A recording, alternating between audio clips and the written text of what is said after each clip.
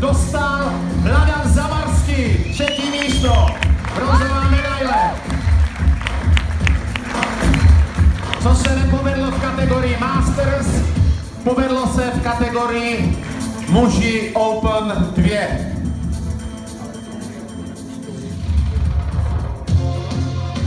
Přátelé, tak co?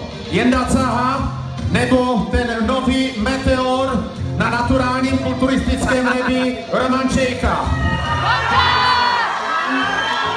Místo druhé Jenda Caha.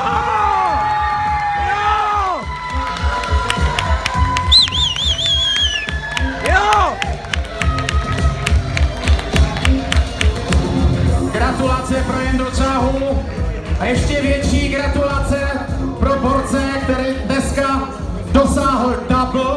Bacha, zatím, vzpomeňte na moje slova, které jsem říkal před kategorií novice, že může čeřit hladinu i vodu v souboji o absolutku. Uvidíme. První místo Roman Čejka.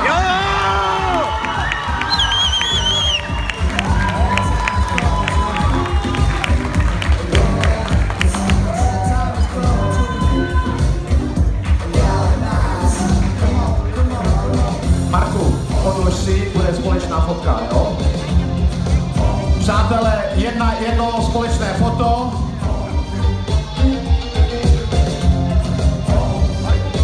Dejte dvojitý biceps, všichni, ať to má trošku... Romane, usněv, ale!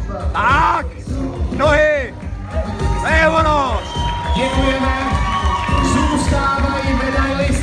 zůstávají medailisté.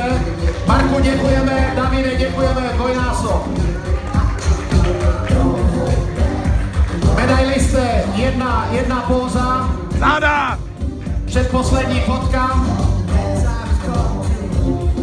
Záda! Široký zádový. Široký! Jo, a je to mohutné. Pojďme.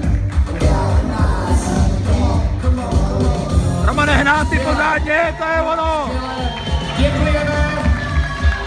No a je slastný pověstný okamžik štěstí pro vítěze mezinárodního mistra České republiky v kategorii muži Open 2 Romana Čejku. Děkujeme. Romane, běž se chystat na absolutku.